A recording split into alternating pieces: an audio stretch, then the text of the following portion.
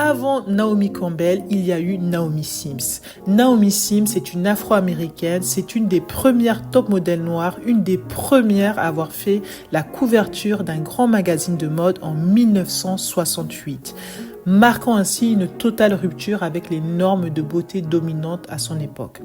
Naomi, elle a dû surmonter de nombreux refus de la part des agences de mannequins qui jugeaient sa peau beaucoup trop foncée. Aujourd'hui, j'ai voulu te parler de Naomi Sims car en plus d'être actrice de la beauté noire dans son métier de mannequin, je la considère comme une visionnaire de l'industrie de la beauté noire au travers des business qu'elle a pu lancer alors qu'elle avait seulement 25 ans, mais également de tous les écrits qu'elle a pu faire compte tenu de l'époque à laquelle elle a vécu. Naomi Sims, elle avait une très bonne compréhension et une très bonne maîtrise des besoins spécifiques des peaux noires et des cheveux afro. D'une part parce qu'en fait elle était mannequin et donc quand on est mannequin l'image c'est son gagne-pain et donc elle devait vraiment bien prendre soin de son image, mais parce que également elle a dû faire des recherches approfondies pour pouvoir bien les maîtriser. Dans cette vidéo, je vais partager avec toi ses meilleurs conseils capillaires qui je pense te seront très utiles. Bonjour et bienvenue sur la chaîne de Maxi Hair Mindset. Donc, on va commencer par la routine coiffure de Naomi Sims. Donc, il faut savoir que lorsqu'elle était mannequin dans les années 70, Naomi Sims, à son époque, lorsqu'elle faisait des défilés, lorsqu'elle faisait des séances photos, il y avait à cette époque malheureusement pas des coiffeurs, des coiffeuses qui avaient une bonne connaissance des cheveux afro ou des peaux noires. Donc elle devait se débrouiller pour coiffer, pour se coiffer, pour se maquiller, etc. Elle devait compter que sur elle-même. Mais le souci qu'elle avait, c'est que elle voulait vraiment garder ses cheveux sains et donc elle ne voulait pas les lisser, elle ne voulait pas les défriser en permanence, elle ne voulait pas utiliser des bigoudis chauffants et elle ne voulait pas utiliser n'importe quelle technique qui allait être agressive pour ses cheveux parce qu'elle savait qu'elle faisait tout le temps des séances photos, des défilés et elle savait que si elle faisait ça, au fur et à mesure, ses cheveux, ils allaient être totalement abîmés, en fait. Alors que quand elle est mannequin, c'est très important d'être bien coiffée et de pouvoir changer d'apparence en un clin d'œil. Donc, ce qu'elle a décidé de faire, c'est de se tourner vers les perruques capillaires, les perruques, les postiches, etc., parce que ça lui apportait de la versatilité et beaucoup de praticité au quotidien dans son métier de mannequin. Et donc, elle a commencé à acheter pas mal de perruques capillaires et de postiches, des moins chers aux plus chers, mais elle avait un gros souci parce qu'aucune des choses qu'elle achetait ne lui satisfaisait, quoi. Elle n'était pas du tout contente de ce qu'elle trouvait en magasin. Parce que les fibres de ces parures, elle trouvait qu'elles étaient trop ternes, trop brillantes, et puis les couleurs, le rendu, ça faisait pas naturel, il n'y avait pas de nuances, il n'y avait pas de reflets, et voilà, elle ne trouvait pas ça, elle était très déçue, elle ne trouvait pas ça joli, et parce qu'en fait, il faut savoir qu'à l'époque, les parures capillaires, elles étaient destinées plutôt à des cheveux caucasiens, alors que déjà à l'époque, la majorité des consommatrices des parures capillaires, c'était les femmes afro-américaines, mais les parures, les perruques qui étaient vendues, c'était pas trop adapté aux femmes afro, donc elle n'était pas du tout contente de ce qu'elle trouvait. Et donc, ce qu'elle a fait un jour, c'est que avec une de ses parures, donc en fibre synthétique qu'elle avait achetée, elle a pris une de ses parures, elle a mouillé, elle a mis de la lotion fixante, elle a mis des bigoudis et puis après, elle a mis dans le four dans sa cuisine pendant 15 minutes à 175 degrés. Et puis après, quand elle a ressorti en fait la perruque, en fait, les cheveux là, les mèches de la perruque ressemblaient en fait à des cheveux afro qu'on avait lissés en fait. Un peu, tu vois, un peu les prémices, un peu comme si c'était la texture kinky stretch, je pense que tu dois connaître, qui existe pour des perruques kinky stretch, c'est-à-dire une texture qui ressemble vraiment à un blowout, un léger lissage sur cheveux afro. Donc voilà, elle était assez contente de sa découverte. et ça lui a fait tilt également. Il faut savoir qu'en parallèle, donc, elle a mis fin très très vite à sa carrière de mannequin au bout de 5 ans seulement parce qu'elle n'a pas forcément apprécié ce milieu et puis elle avait conscience qu'il y avait beaucoup de mannequins quand elles arrivaient en fin de carrière, elles se retrouvaient souvent fauchées et elle ne voulait pas se retrouver dans ce cas. Donc, elle avait toujours en tête l'idée qu'elle allait lancer son propre business pour avoir une forme de liberté financière. Donc, ce qu'elle a fait lorsqu'elle a quitté le mannequinat, c'est qu'elle a commencé à contacter les fabricants de parures, de perruques de l'époque pour leur dire, voilà, regardez moi ce que j'ai trouvé, etc., pour essayer d'échanger avec eux sur le sujet. Bon, ils n'ont pas calculé, ils ont rejeté son idée, voilà, ça ne les a pas intéressés, etc. Mais il faut comprendre que, comme je t'ai dit, Naomi Sims, c'est une femme qui est persévérante, c'est une femme qui fait preuve de beaucoup de résilience et qui est extrêmement proactive, de la même manière que lorsqu'elle a voulu se lancer dans le maquillage et que toutes les agences lui ont dit non, ta peau est trop noire, on ne peut pas te prendre, et que elle est partie prospecter par elle-même les photographes et qu'elle a eu des noms, et qu'au final, il y en a un qui a accepté et qu'au final, après, elle a pu faire la couverture d'un magazine très connu, qu'elle a pu être la première top modèle noire. De la même manière, elle est partie finalement voir une société d'import-export de mèches et de perruques. Et finalement, via cette société, elle a pu avoir le contact de l'entreprise japonaise qui fabriquait ces fibres synthétiques. Et finalement, cette entreprise japonaise, donc Kanega Fuchi, cette entreprise japonaise qui produisait ces fibres synthétiques, a accepté d'échanger avec elle et un peu collaborer avec elle. Donc, elle a pu être en contact avec leur équipe recherche et développement et donc, ils ont pu échanger sur ce qu'elle avait trouvé, elle a pu expliquer, etc. Et au final, après, ils ont développé ce que tu dois certainement connaître si tu fais des tresses, des tachettes, des mèches, les mèches Kanekalon. Donc les mèches Kanekalon, à l'époque, ils ont breveté ça sous le nom Kanekalon Pressel. Dans les années 70, le Kanekalon Pressel, c'est une femme noire, donc c'est Naomi Sims qui a inventé ça, qui a fait cette invention, le Kanekalon Pressel. Elle n'a pas détenu le brevet, puisque c'est la société japonaise qui avait la technologie, et comme elle a collaboré avec eux, c'est la société japonaise qui a déposé le brevet de la mèche Kanekalon. Ok. Donc voilà. Et suite à ce développement de cette mèche, elle a fini par lancer en 1973 sa marque de perruques, donc Naomi Sims Collection. Elle a fini par lancer donc toute une gamme de parures capillaires, de postiches, etc. Elle a pu lancer ça. Elle a été très contente de pouvoir lancer ça. Il faut savoir donc sa gamme là qu'elle a lancée de parures capillaires, ça a été un énorme succès, bien évidemment, puisque à l'époque c'était totalement innovant. Tu arrives sur un marché comme ça avec une innovation, forcément ça a été un énorme succès. Il faut savoir qu'au bout de 5 ans du lancement de Naomi Sims Collection, ça a réalisé 5 millions de dollars par an. Je ne sais pas si tu t'imagines. C'était 5 millions de dollars. Une jeune fille comme ça de moins de 30 ans, son business de parure, ça a réalisé 5 millions de dollars par an. Donc, c'était un énorme succès. Et suite à ça, elle a élargi, que ça soit au maquillage, au parfum, au soin de la peau, etc. Et même les salons de beauté. Donc, ça a été un énorme succès. Donc, voilà.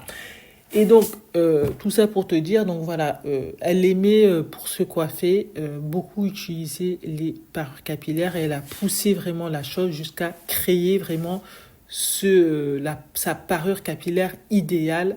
Elle est allée jusqu'au bout de la chose pour créer quelque chose qui allait vraiment la convenir. Donc voilà.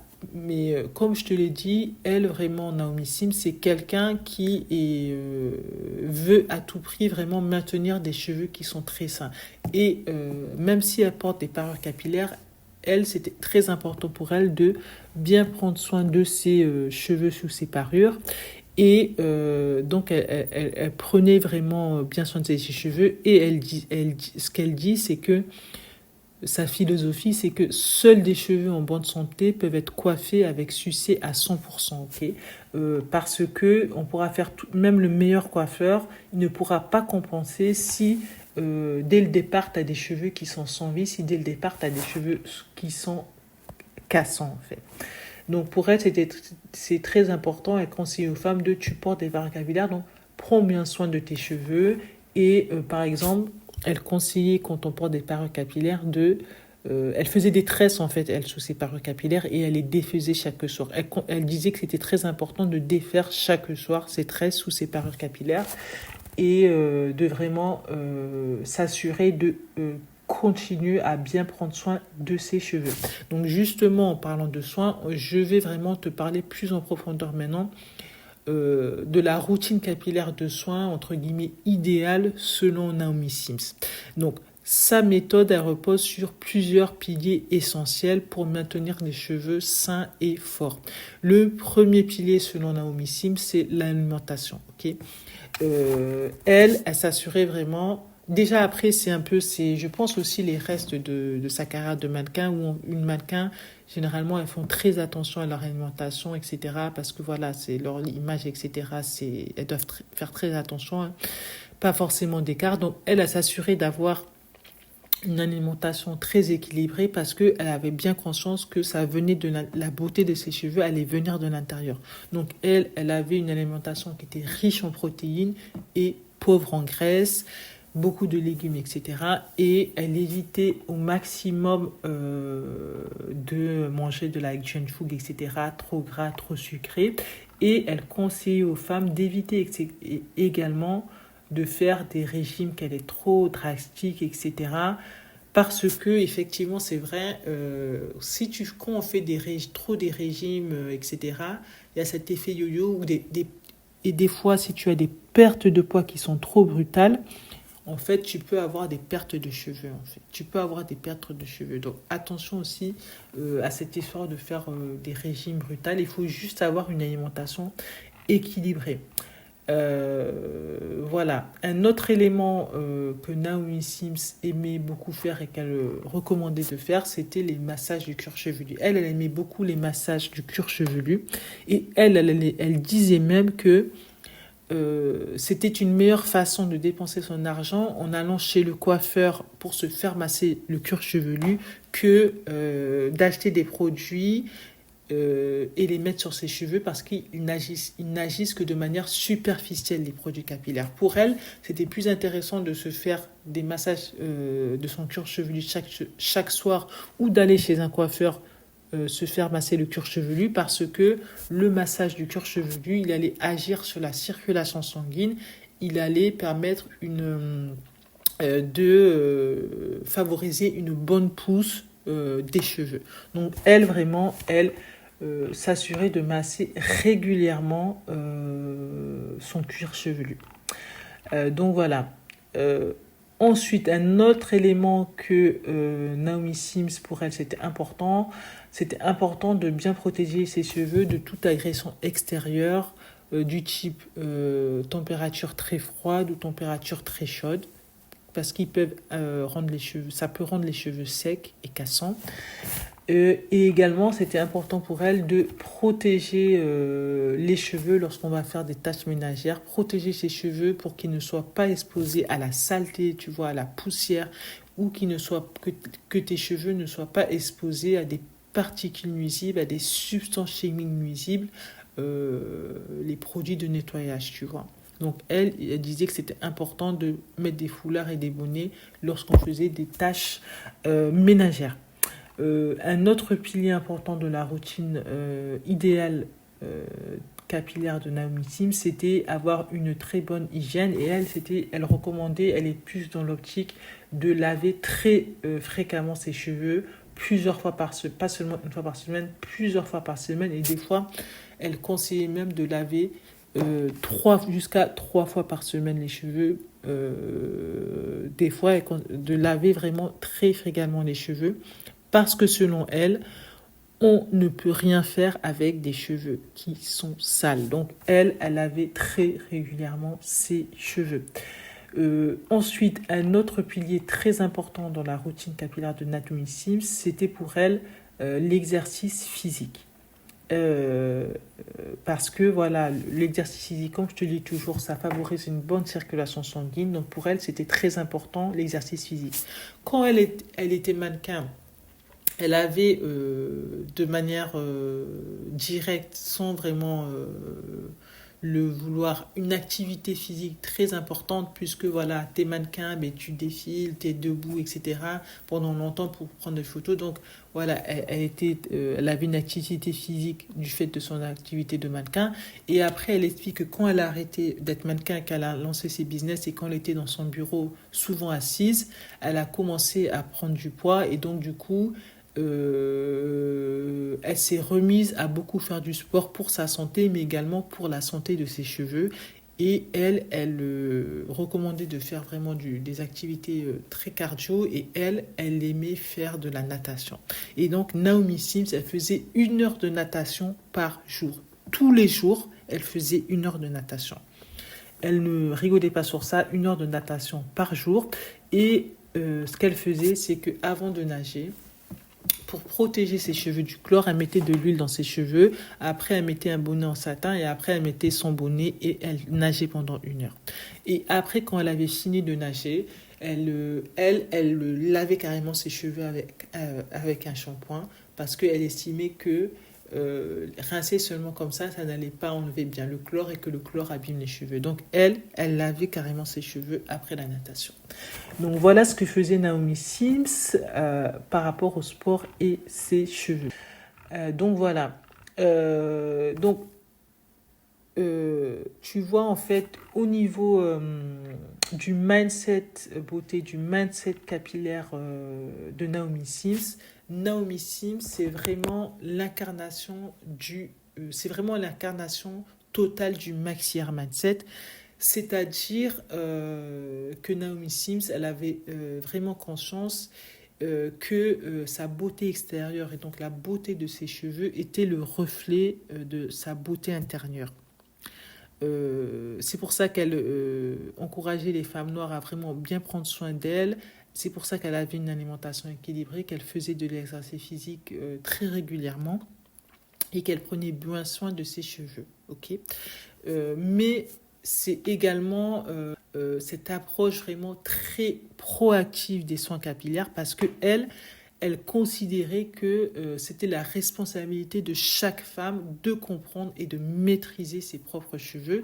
Et d'ailleurs, elle a poussé la chose extrêmement loin puisqu'elle a fait 4 années de recherche pour vraiment maîtriser, comprendre les besoins spécifiques des cheveux afro, mais également de la peau noire. Elle a interviewé des professionnels de santé et des femmes aux 4 coins des États-Unis pour vraiment comprendre tout ça, comprendre ce sujet, le maîtriser. Et puis après, elle a partagé avec les femmes de son époque toutes ses découvertes. Et puis, elle est même allée jusqu'à créer, entre guillemets, son propre système de classification des cheveux.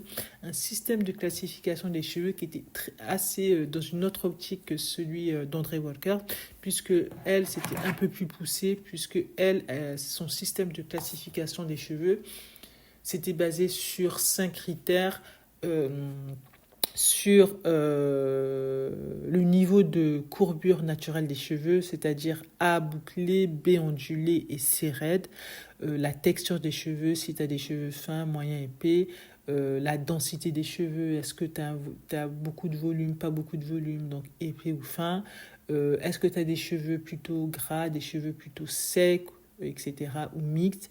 Et son dernier critère, c'était la porosité des cheveux, donc la capacité des cheveux à absorber et retenir l'humidité. Et avec ces 5 critères, en fait, elle a fait son système de classification avec 9 types de différentes chevelures. Si ça t'intéresse, dis-moi en commentaire, je pourrais te faire une vidéo pour t'expliquer plus en profondeur son système de classification, mais ça prendrait un peu de temps si je t'explique ça aujourd'hui dans cette vidéo. Donc voilà, donc à toi maintenant vraiment d'embrasser également ce maxi hair mindset comme Naomi Sims a pu le faire, c'est-à-dire vraiment prendre soin de toi de manière holistique en accordant autant d'importance à ta santé intérieure qu'à ton apparence extérieure. Et je peux t'assurer, je t'encourage vraiment à le faire, que tu pourras au fil des semaines, au fil des mois, faire enfin éclore le potentiel maximum de ta chevelure. Donc voilà, je te remercie infiniment d'avoir regardé cette vidéo jusqu'au bout et je te dis à très bientôt sur la chaîne de Maxière Mindset.